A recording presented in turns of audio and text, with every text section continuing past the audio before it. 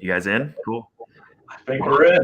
Good morning, everyone. We're excited to get started on this beautiful, very cold in Iowa, and I assume Fargo as well, Wednesday morning. My name is Nate. I am the CEO of Structurally. We're gonna be talking about Are Dials Dead? I'm really excited about this one today. I know Robbie, myself, and Eric are about to nerd out, and it's gonna be a fun 45 minutes to an hour. So Eric, let's get this thing started off. What do you got for us? Well, hey, good to be here with you all. We have people from all over the country and really North America, and then some folks maybe watching the webinar too, or the podcast later. So great to have you here. Let me give you a little bit of perspective. I started my real estate team in 2012. We implemented the ISA model in 2013, and we were married to the idea that ISAs hit the phones. And when ISAs hit the phones, they were continually receiving incoming business, and then they were sending out and chasing down all sorts of nurtures and relationships, whether it be expired listings or anybody who signs up on our website. And we dialed until we were dead. We hit the phones and we hammered the phones, and then something recently has started to shift. And I talked to Robbie and our ISA team, and we said, what in the world is going on? And I asked the question, and I made the proclamation to say, are dials dead? And it really framed up an interesting conversation that we had. And we can't be the only ones experiencing it. And so we want to do our best to try to keep people in the loop of understanding, are dials dead or not? And so the guy who I know to pitch to is Robbie T. He built our ISA company and department when he was in the game. He was the top ISA in the country and now coaches the top ISAs in the country. And so no one better to answer the question than Robbie, are dials dead? Whether you're an ISA or an agent, if you don't have an ISA, you are the ISA. And the question is this, has your game changed, and can you reach anybody on the phone anymore? I'm done, your turn. So I want to start here by telling you guys the story of when I started this game about 5 years ago, because I think it's going to give a really great framework for the rest of this call. When I got into this game, like Eric said, it was all dials. The method to convert leads, online leads, whatever it may be, the story was I was calling. And what's happened is that game is changing, and it's changing drastically. And we're now entering into a phase where there is so many appointments that we're booking that the initial contact isn't happening because of a phone call. It's happening because of a text message. And to give a framework for all this, 5 years ago, there really was no tool to use automatic or mass messaging. It was in development. People were starting to allow it, but there really wasn't tools yet. And what we've seen, Eric, I think you referred to it as a massive shift. I think it's actually been a shift over time, but now we're really feeling it.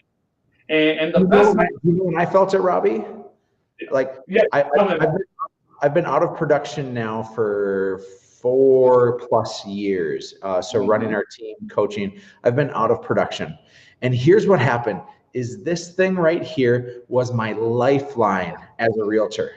Yeah. And I would wait. If a number called me that I didn't recognize, I thought it was a sign call. I thought it was a referral. I thought it was that next piece of business that was going to have me crush the industry. That's what I thought. Yep. In those 12 months, and especially through the last political season, and especially through, all the robo-dialers that have happened now, I don't answer my phone when it's not a number that I don't know. If one of you calls me and I don't have your number saved, that's going to voicemail. And if you leave me a voicemail, I'm just going to see the text from it anyways and not even listen to the voicemail. The game has changed. I even think back, Robbie, and this was maybe before your time, but when I got caller ID at my house for the first time. Yes. And when you got caller ID, all of a sudden your life changed because you knew who was calling and it would tell you.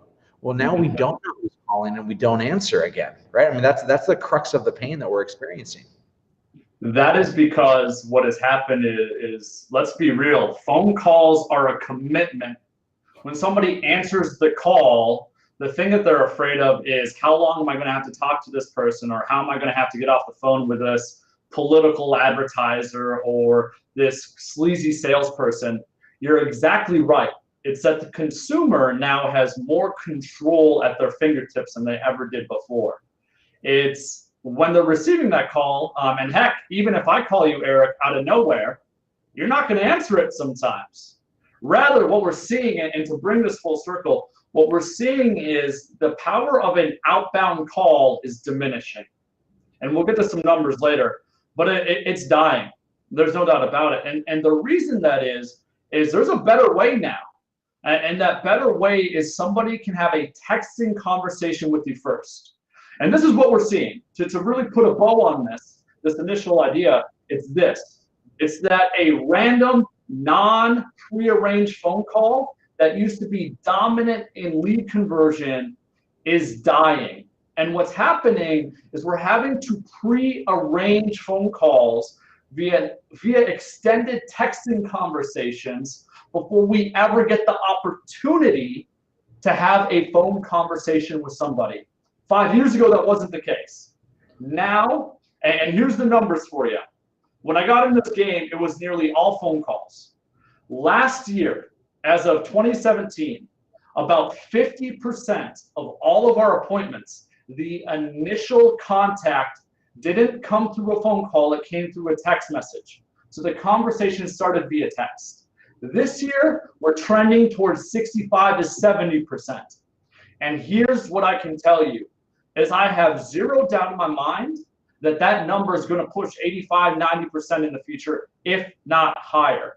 Why? Because people don't want to commit to a random phone call to somebody they don't know, because we live in a world where consumers have more control and more choice than ever. And nobody wants to sit there and commit themselves to a random conversation that they don't even know they want to have yet. But they will have a texting conversation with you, and we'll get to that in a little bit. Robbie, you said something, and Nate, I know you're ready to jump in here, but I just want to highlight one point. You said that dials are dying. You're not declaring that dials are dead. Is that right? You said dials are dying. Dying. And really what it looks like is this, to share maybe some numbers on it, was when I was making calls 5 years ago, 4 years ago. If I made 100 calls, I would usually contact about 10 people. So if I called 10 people, or if I called 100 people, I'd contact 10. When I ran the numbers this morning, I looked at all of our ISA data on the calls that we're doing, and that number is, if we call 100 people, we're contacting 3-ish. That's a major drop in efficiency and effectiveness. Thank God for auto dialers, by the way, because it makes sure we don't waste as much time. But literally, a phone call is 33% as likely to lead to a conversation as it was 5 years ago. And again, that is going to continue to trend downwards. So it's not dead, but you bet, no doubt, it is dying. That's a pretty amazing stat. And I know we kind of talked about this internally amongst ourselves too, that, I think myself in the millennial generation growing up, we go to messaging first to talk to one another. I'll never answer. I think I said in one of our previous podcasts that the only person I'll really answer the phone for is my mother. And that's just mostly because if I don't, then I'll probably be scolded for a while. But I'm curious on those numbers, Robbie. Have you seen a drop in your ISAs calling in the last 5 years? Are they making the same number of dials, just less people answering? Are they making more dials? What's that look like? Because the chances of somebody picking up the phone has gone down so much. The thing we've had to do to adjust is really two big things. First off, if you're not using auto texting or drip text or mass text, you are going to be irrelevant by the end of 2019. No doubt in my mind. Like you have no chance in this game. But what we've also had to do, in addition to using auto text, strip text, mass texting, is we've had to up our call volume.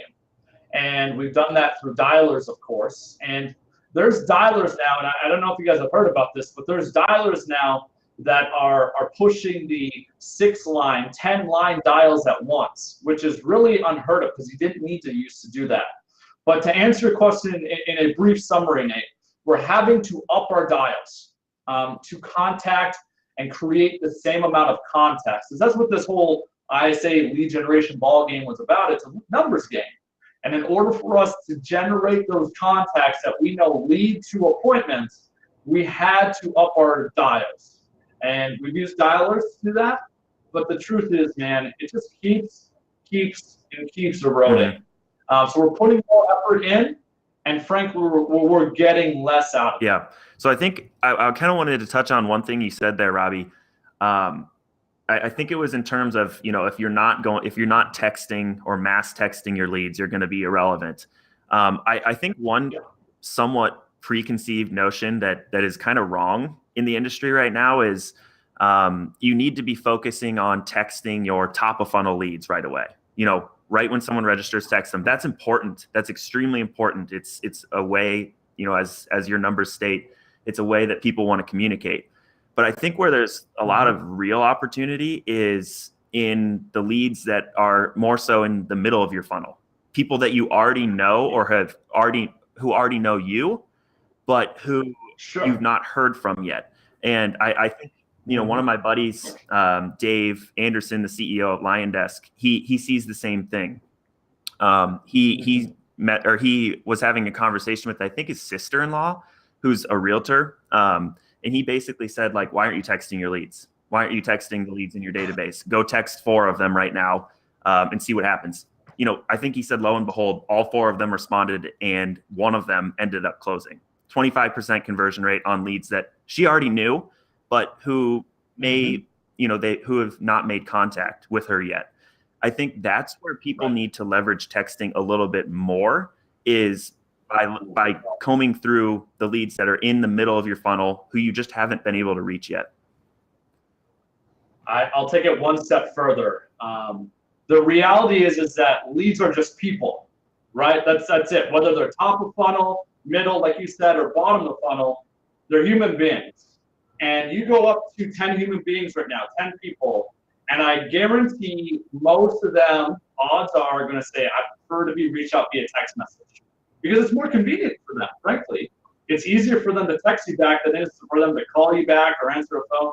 By the way, voicemails, when was the last time any of us listened to a voicemail that wasn't from somebody that's important? And I know there's a lot of things where you can do, drop voicemails, things along those lines. Those things get deleted like that. And if anything, it really lowers your contact ratio. Especially if it's very salesy and bulky. People know that stuff. So I think I agree with you 100%. You shouldn't just be sending one text right away. You need to be using texting as your strategy. It used to be a part of our strategy, and now it's an intrinsic piece of everything we do. It's honestly the foundation of what we built.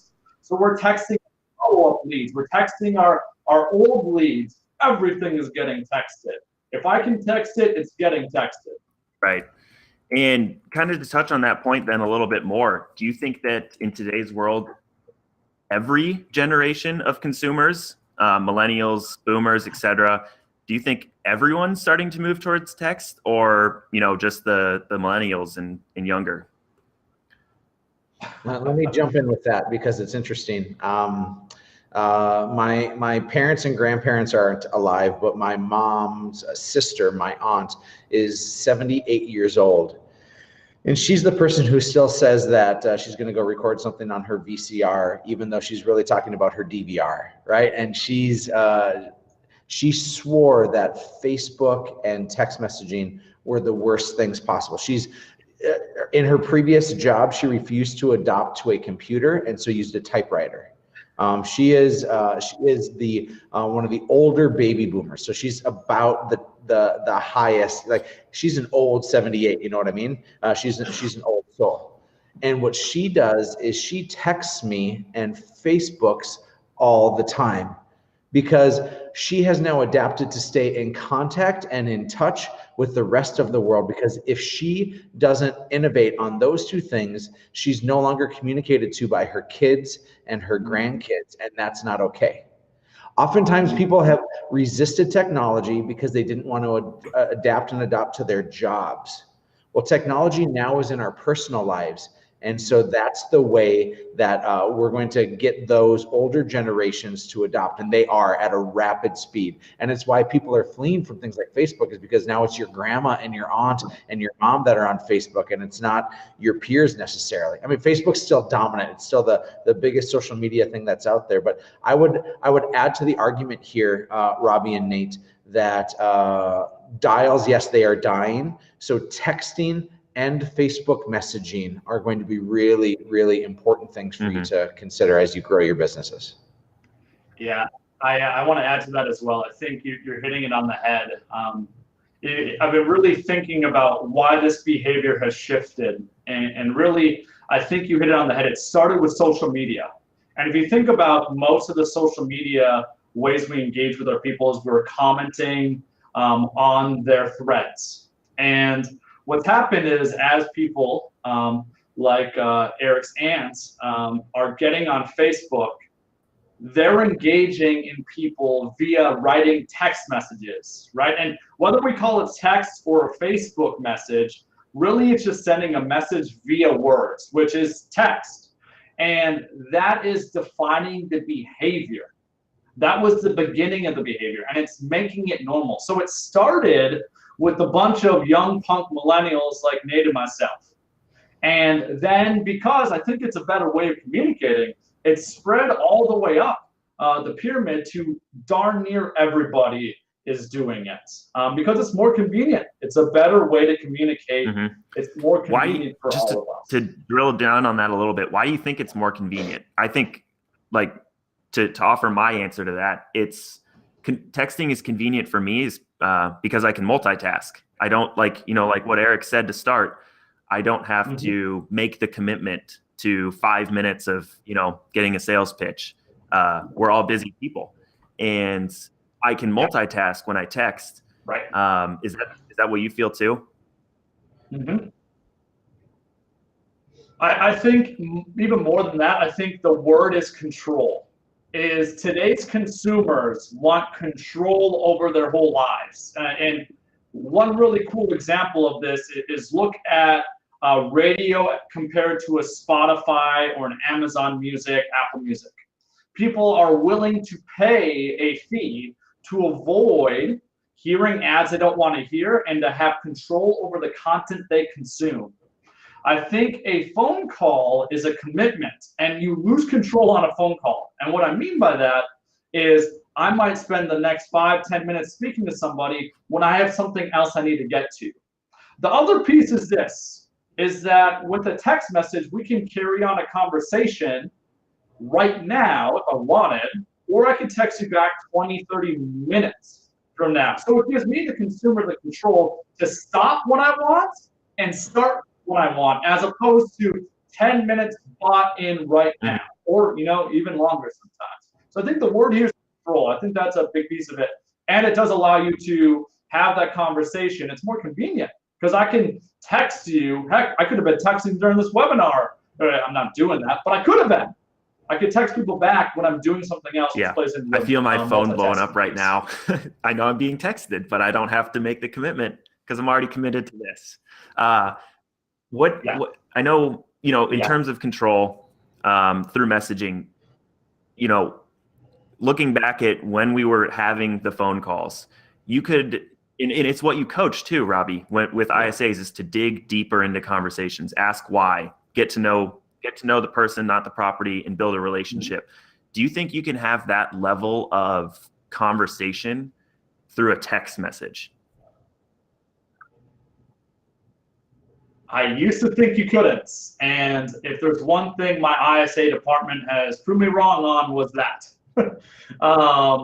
what's crazy, and again, I like numbers. So when this texting trend started to happen, let's say about 3-4 years ago when we got auto texting, what we noticed was I would text you, Nate, and you and I would text back and forth maybe 3 or 4 times. And it was very surface level. And then what would happen is we would transition the conversation to get on the phone. Now what is happening is our ISAs in a lot of cases are exchanging 15, 20, 25, 30, 40 text messages back and forth before we get on the phone with the lead. Because we're digging in and we're finding a lot about their story. And don't get me wrong, we're not finding out everything, but it's crazy the amount of people that are willing to share very private pieces of information via a text message, whether it's they're telling you they're going through a divorce. If anything, I actually think that because it takes away a little bit of the distance from the vulnerability, it allows them to type something up without the fear of you're going to judge them. And they type it up and they send it to you. So it's crazy. We're seeing people open up about that stuff all the time.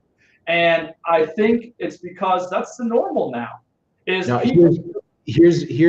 even bigger normal. We have a team member who has a daughter that's 10 years old. Mm-hmm. And he told me of the car ride that he had with her. And as he was riding, he kept pressing, saying, "What's going on? What's going on?" And she said, "No, I'm fine. I'm fine. No, I'm fine." And what happened is when she got out of the car and he dropped her off at school, he had a text message from her actually communicating her emotions.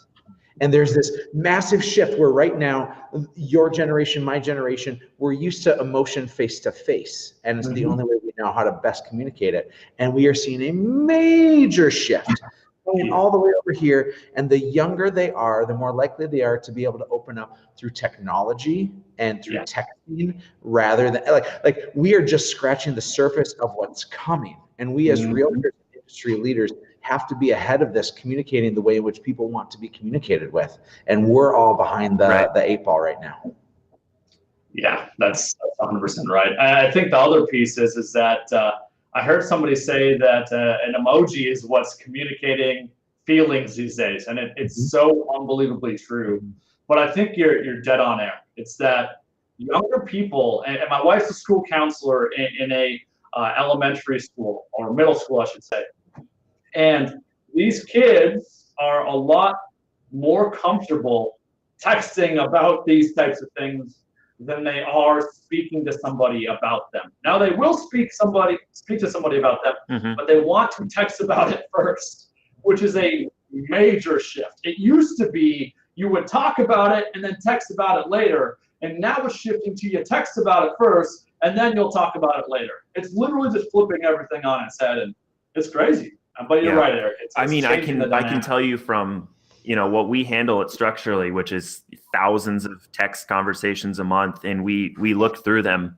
I see books, paragraphs of messages that people send in outlining their entire life story from the day they were born. And it's amazing to us to be able to see how much people are willing to offer in just a simple text message with essentially a stranger, which is crazy. So, I mean, I don't think that anyone here should be scared to ask those questions when you're texting. Don't shy away from that. And kind of to that point, go ahead, Eric. Hey, there's quickly, because I see you transitioning here. There's a gaping hole, and Robbie, Michelle made a joke about the horse doctor role playing that I know we've done in the past as one of our ways to role play. What we haven't done, and this is an ownership piece at Hatch Realty and Hatch Coaching, is we haven't started role playing our text messages. And think about that. There is a hole in our system right now because we emphasize role playing so much, and that we practice not on our clients, but we practice on each other. And all of us, ourselves included, are not practicing this role playing of text messaging, unless you can tell me you are, Robbie, and you just haven't told me about it yet. I would say that role playing it in person, I actually think it's pretty much the same thing. I think what you would ask voice to voice is what you would ask via text message. They're the same thing. I think it's a different habit. You're 100% right in getting used to it. We haven't necessarily done that, but yeah. Emotion through a text message is what I'm getting towards, because emojis and tonality. You can say I'm a guy who's a super high D, and so I oftentimes will send one-line emails, one-line text messages. In fact, I don't even put anything in the body of the email. It's just in the header, and people think I'm pissed, but I'm not pissed. I'm just efficient. And what we have to do is we have to figure out how are we role playing and getting better at this so that we're mirroring and matching this person instead of them having to adapt to our ways. And realistically, it's the same things we teach in a phone call is if somebody's sending you very short and direct answers, you better not send them a paragraph. You need to send them short and direct questions back. So yeah, I mean, mirroring and matching, all these skills are going to be the same thing. Now, the big thing that I'll say is this, is that I believe one of the biggest things that human beings want is they just simply want to be heard, understood, and valued. And you don't do that through the things you say, you do that through asking questions. And I think just simply asking questions allows people to feel that feeling of feeling heard, understood, and valued. So I think it's super great. But yeah, you bring up a good point, Eric. We should have like texting classes. Yeah, really, it's a piece that we have to start practicing more of, because my efficiency is me being a total prick to somebody else. I've seen some of those frustrations when you send that. It's their fault. To put you on the spot, Robbie, are there any? I know a few people have asked for examples of text messages. Do you have any auto text messages that you guys send out that you use as examples? I know I can share a few too. Yeah, I think I want to play into this as more of a principle. I've learned that, first off, don't ever send information to somebody via text. I don't care about it.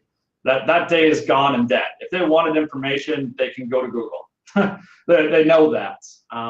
Rather, what we've learned is all of our auto texts are always asking short, simple questions. They're never more than maybe 2 sentences, and even then, that's probably too long, to be honest. I think statements, right? Questions, not statements. Questions, not statements. Absolutely. And you should always take somebody's answers and turn it into your next question. But some simple ones, I'll share what we send to maybe somebody that's a follow-up lead. Obviously, a lot of people have heard about our initial 10 days of messages. You want those, let us know, message me, I'll get them to you. Again, they're short, sweet, to the point. But one that's really cool is for somebody that's a lead that I'm following up with. So let's say, Nate, you and I spoke to each other 1 year ago. You're retiring from your job in about 2 years and think about selling and buying. This auto message would go out about 6 months after you and I spoke. And what it would say is something to the effect of, hey, Nate, we spoke a little while back, and at that point, you weren't interested in buying. Just wanted to follow up and see if your plans have changed at all. And what's great is it's so open-ended is that sometimes you're going to text back and say, nope, plans are good to go. And then in that case, they feel like you're following up, which most people in real estate don't do. Or you'll get the person that texts you back and says, actually, can you call me today? I need to sell my home as soon as possible. So it's questions, short, sweet questions like that, identifying quickly why you were sending it and then moving on.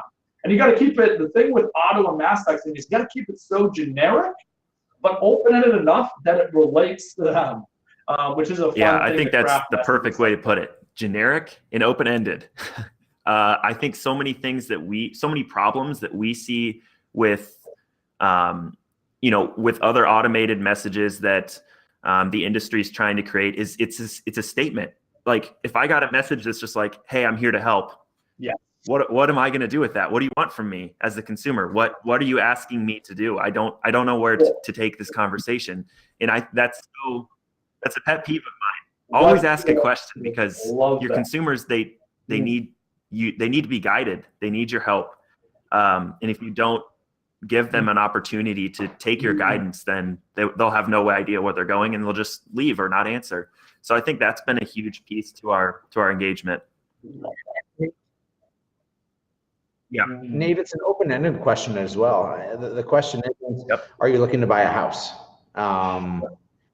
Because if they say no, then you're done, right?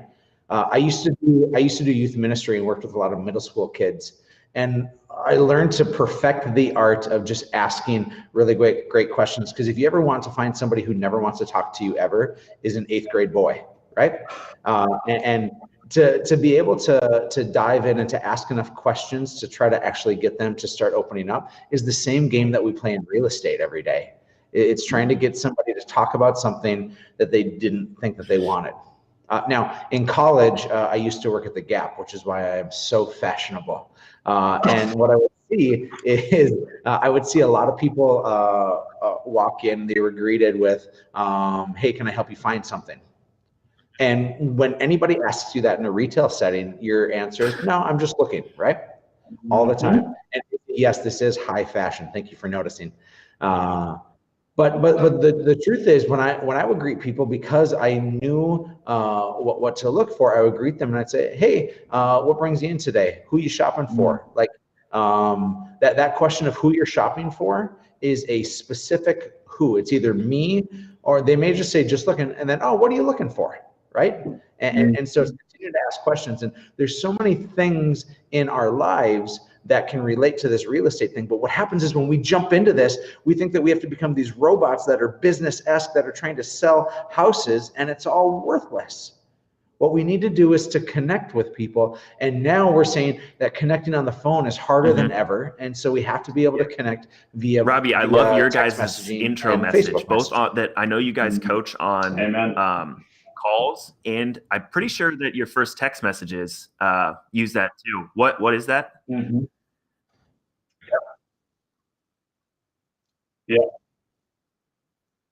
Yeah, so we'll just go like this. Hey, Nate, I saw that you were looking at 123 Main Street on Zillow. And, I just wanted to reach out, Nate, and see if you're just maybe looking for fun, or see if you plan on maybe buying a home in the near future. And one of two answers always comes out. Either they say I'm looking for fun. Right. And then what I do is, oh, great. Well, why are you looking for fun? Boom, wide open. Right? Or if they say they're looking to potentially buy a home or make a move, whatever the story is, and I just live by the rule of tell me more. And truly, if there's one thing I can't hammer enough, if you want people to open up to you, if you want to get to the root of what people, or what's really motivating people, it's this idea of living in the idea of tell me more. Brene Brown talked about this when we were down at a conference in Vegas a few weeks back.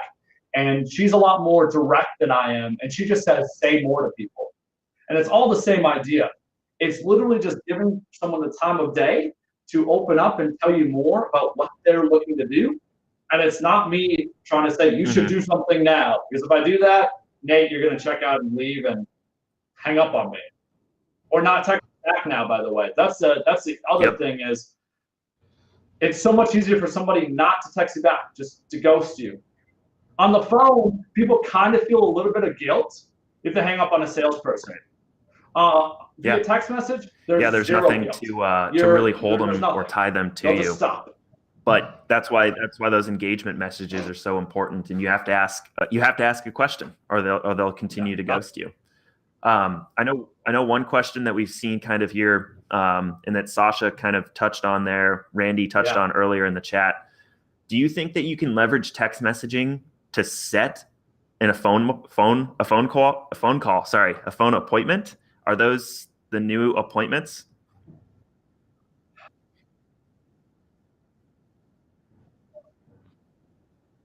Do you mean as in setting an appointment with one of my agents? If I'm in ISA, I'm vetting them, having the conversation. Is that what we're getting at? Is can I think your question's spot on, Nate. I think what you're asking is, are we missing a metric in how we say, because we have set appointments and then kept appointments. But before that set appointment, is there a set phone call that's now going to be added to that metric? Yeah, I think that's where I see things going. Well, when I alluded to earlier that most consumers are engaging via text message, I think the idea of an outbound call is fading, right? Eventually it will be, for all intents and purposes, it will be dead. I don't know when that will be, but sometime. And at that point, it's going to be you having a texting conversation with somebody, whether it's via Snapchat or via Facebook Messenger or texting, whatever vehicle it is. And then it will be you pre-arranging a call either for yourself or for somebody to begin Yeah, I the think next stage of in that. some of I think the that is latest content we wrote undoubtedly here at where Structurally, things are going. I made the claim that texting is the new cold calling. Do you guys agree with that?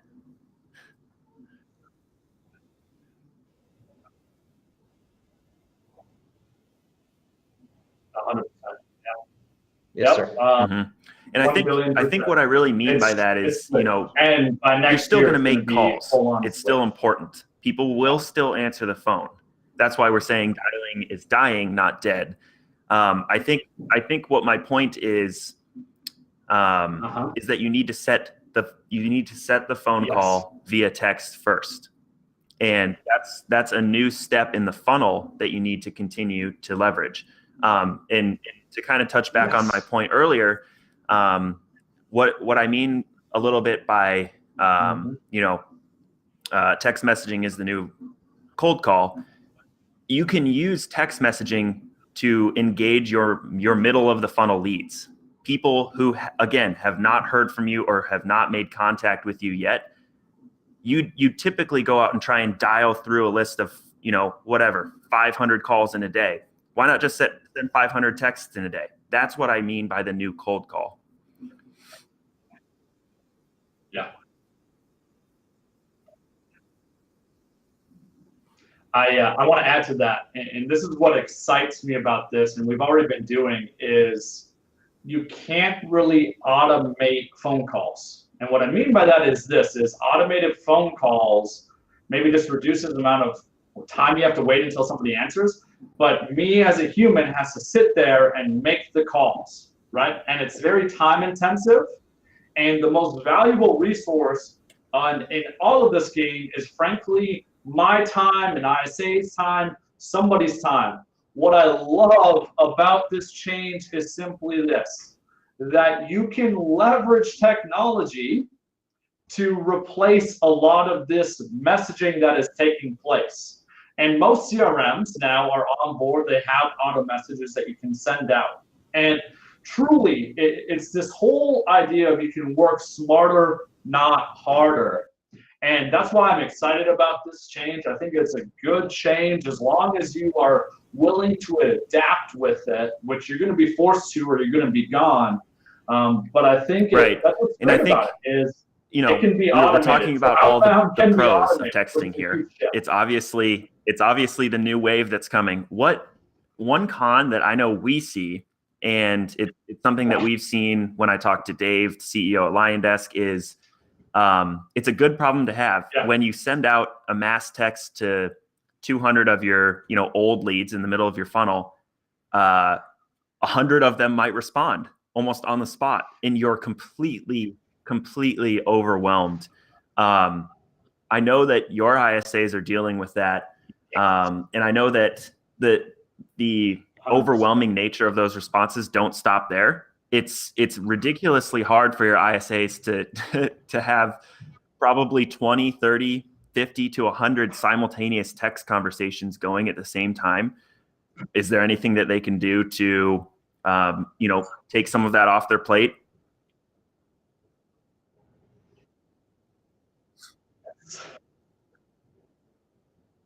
Yeah, so I want to address what you just said and say amen for saying it, because it's so unbelievably true. Generally, if we send out a text message, our response rate is 25 to 30%. Some texts perform higher than others, some perform lower, whatever the story may be. But that's what happens is, and you hit it on the head. If I send it out to 500 people, a 25% response rate means I'm not just getting one-way responses, by the way. It's now I gotta have 25% of those people's conversations going back and forth, back and forth, back and forth. So here's one thing we've learned that you have to do. First off, when you're texting somebody, the trigger, the psychological trigger for me as an ISA to respond to you, Nate, is always when I get your text message, right? That's how we communicate. When we're texting back and forth, I remember to text you back because you just texted me back.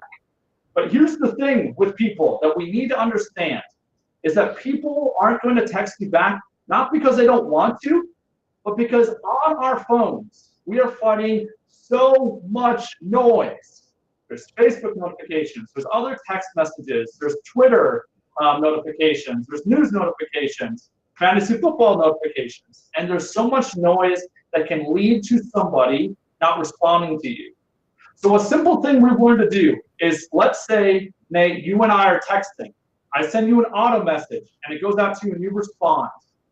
We've learned we have to schedule a follow-up for the day or the day following. Mm-hmm. That way, if you forget to text me back, I remember to re-engage the conversation. Now, I call these psychological triggers, because that's what we're dealing with here. So there's little things like this. So let's say Nate and I were sharing 10, 15 texts back and forth. I send him one at 8 p.m. tonight. And tomorrow passes, and Nate don't respond to me. That doesn't mean Nate hates me. What it might mean is Nate is having a busy day and hasn't texted me back. So I'm going to send a little text like this. Let me know if you have any questions, Nate. And a little text like that. This is what it does. Imagine this. Pull your phone out and look at it real quick. What that does is you get a little notification on your phone that says, oh, this person's sitting right there. The funny part is a lot of people already started writing you a response. And guess what's sitting there when they see that you text them back? In the text message is what they were starting to type to you, but they got distracted because there was some fantasy football score on Monday night by Antonio Brown or whatever the story may be, right? We got to set a follow-up that is your safety net to make sure those things don't slip through the cracks. And if you don't do this, I guarantee, no offense to all of you, you're not smart enough to remember all these opportunities. So set yourself. I can't tell you how many times I've seen that exact scenario happen where you finally get that lead on the hook. You finally get them to respond to your 5th drip message. They're having a great conversation, but then it stops. That's why we introduced a feature called redrips, and it has been life-changing. It's exactly what you said there. It's sending a text message to a lead that's already engaged, but who, as we say, fell off the face of the earth, which happens all the time. They simply they want to have that conversation, but they just forgot about it. They're busy. That's kind of, again, a con of texting, is that it's so multitasked that people are doing 50 things at the same time, and you probably don't, or that text message doesn't take priority. But that simple nudge message that says, hey, and this is one of my other favorite things, touching back to the scripts, is one of our favorite things to say in our text messages is, hey, I just want to make sure I'm not dropping the ball. I didn't hear back from you yesterday. By the way, what was the price range you're looking for? I just want to make sure I'm not dropping the ball has been so huge for us. I can't tell you how many times I see people respond and say, oh, you're not dropping the ball. I just got so busy. I'm looking for a house under 200K. It's huge. And kind of, it's a little bit guilting them into it. But be careful. It's really not guilting them into it, because they were just genuinely busy. I know one of the text messages that I think might be in that 10-day message script that you have in Leads Geeks, Robbie, is something along the lines of, hey, can you just respond if you've been abducted by an alien or eaten by an alligator or something like that? I love that one. Oh, dude. So yeah, it's one of my favorites. I actually got that idea about 4 years ago when we first started getting in the Texan ball game, and I kind of augmented it. Somebody had a Wolves one where, did you get eaten by wolves? And I was like, I don't want to do that. But instead, of course, I'm nerdy, hence the glasses, and being a lead geek. We did the abducted by aliens one, and we only send that out as to people that have received a ton of other messages from us and a ton of other attempts. And the contact rate is stupid. It's one of the highest, Right. even though it's one of the last messages we've sent. And I think it's because it's so different. It's funny, it gets people to laugh, and it gives them an option. The 3 different options, I forget exactly what they are, but basically it gives them an option to say, yeah, I got abducted by aliens, or I'm still interested, I've just been busy. Here's the thing, I think we just need to realize with these leads, there's just people. And I try throughout this whole process to do one thing, and it's put myself in their shoes and send things that I would read or that would get me to respond. And that's it. And here's what I can tell you. If you're sending long information, nobody's going to read it. It's pointless. Don't waste your time. If you're sending something that's funny, that's outside the box they haven't seen before, they're probably going to respond. If it's short and simple, they're probably going to respond. And the other big thing is you said it, it's kind of guilting somebody. And I think really honestly, the verbiage we need to use, it's reminding people, because we've all done this, right? Heck, Nate, I've been sending you a text and I forgot to press send. I've been texting my mom back and forth. I forgot to press send. We've all done that. And it's just a simple reminder, a little nudge, trigger, whatever you want to call it, to get that back to the forefront of their mind. Again, the noise out there. The phone is no longer just a phone where you call and text, right? That ended years ago. There's so much noise, and we have to constantly be fighting through that noise. And it's little things like you said, sending messages like that. Heck, honestly, you could probably send a text with the letter A. It kind of bumps it up to the top of the mailbox. All it would do I see that used in email follow-up a lot. Is some people will just say, like, I'm bumping this up. It gets my attention. I'll respond to it usually because I just forgot. So kind of on that then, one of the last questions that Rick just asked too is, again, we don't want to say go, spend all your time texting. What should the balance look like between emails, texts, phone calls? How do you make the most of texting in your follow-up?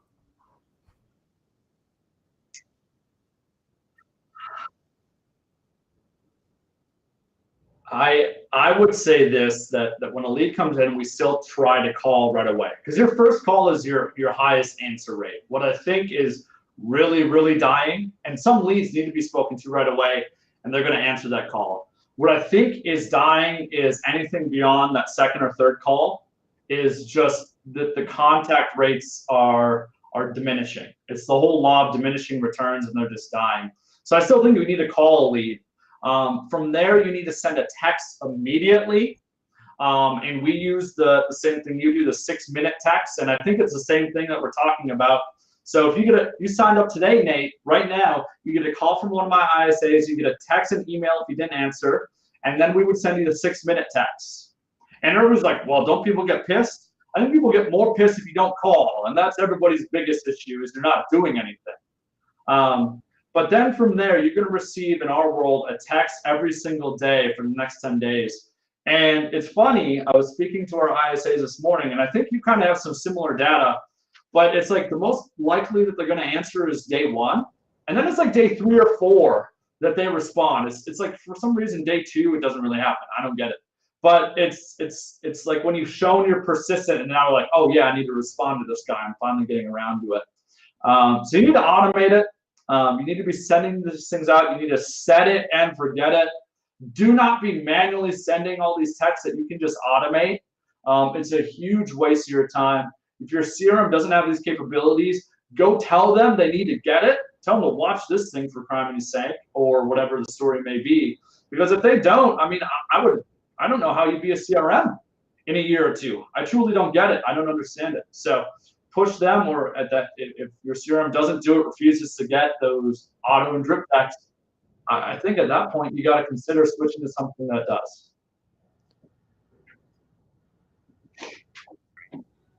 Let me say this, Nate. I can't hear you. Hey, you're quiet.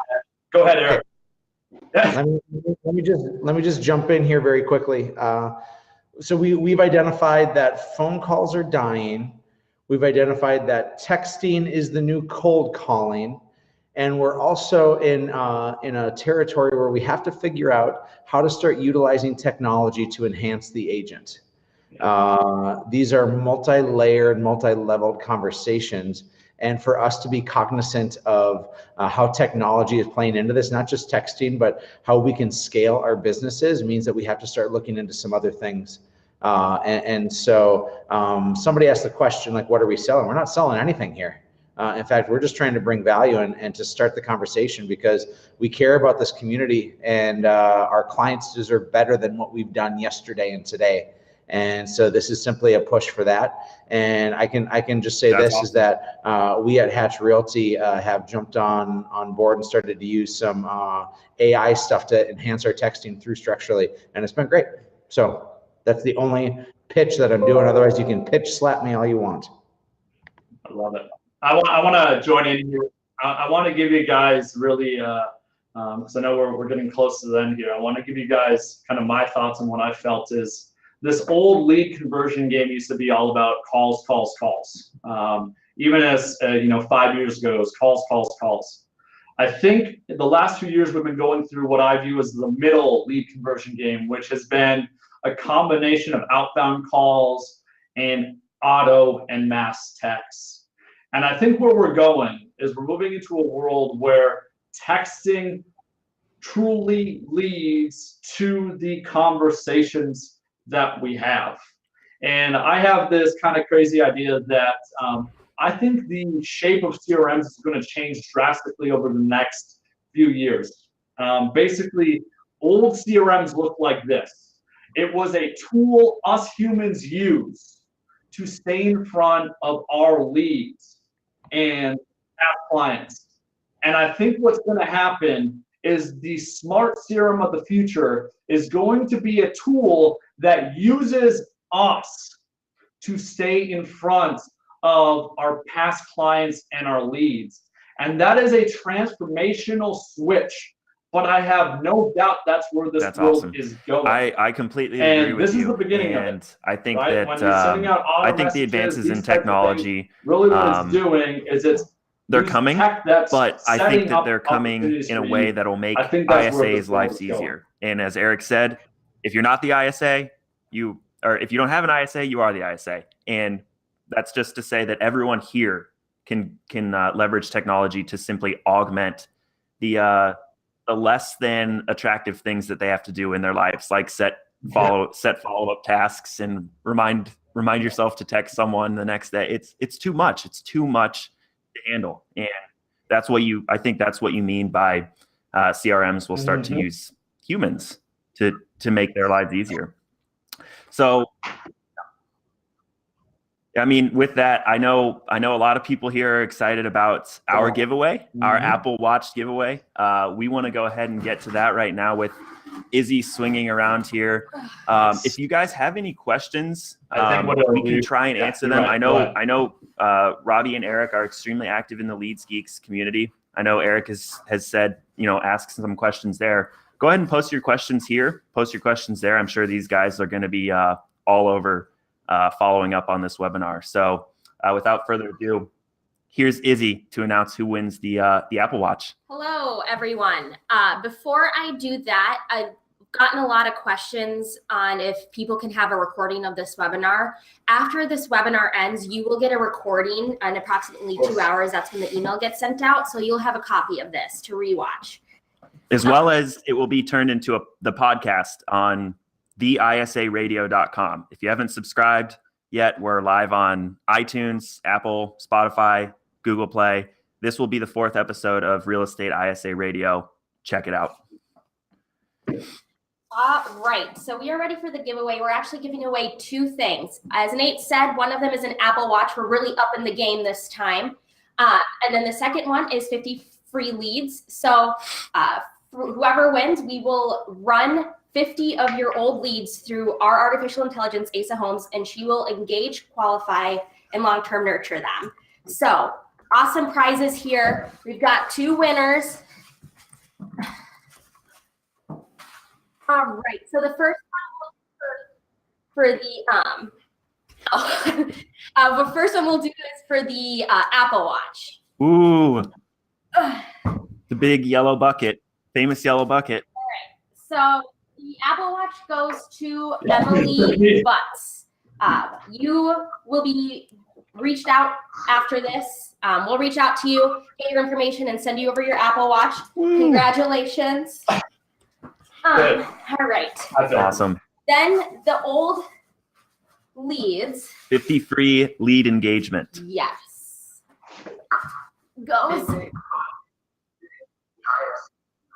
TheISAradio.com. Yep.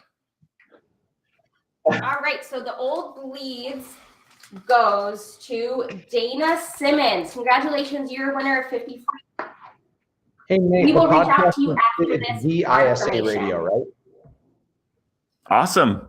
Well, congrats, guys. I know I put my name in for the Apple Watch. Apparently, I didn't win, which is unfortunate because I've been wanting one for a long time. It's not in the cards for me this time, but congrats to the winners.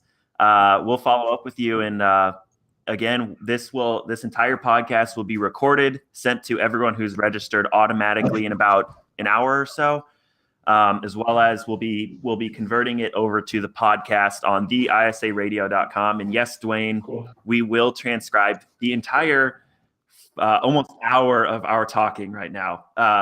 It's always fun to do. I know there's a couple people in this group that love to read through this, and I think that we just appreciate you guys. We appreciate you guys taking the time to read it and listen to us, and we're excited for ongoing webinars with these brilliant folks from Hatch. We appreciate it. Yeah.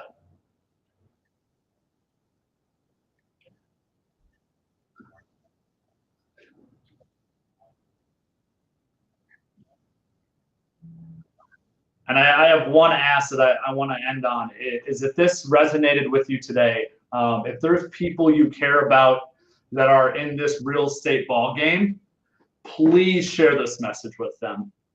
There's too much at stake that if they don't hear this, they're going to be left behind. So if there's people you care about, your team, maybe somebody in an adjacent market, someone you care about, shoot them the recording, share the link.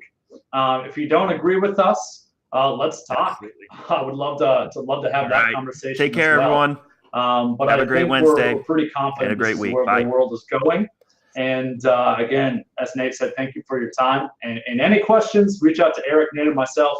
That's what we're here for. Much love. Peace, y'all.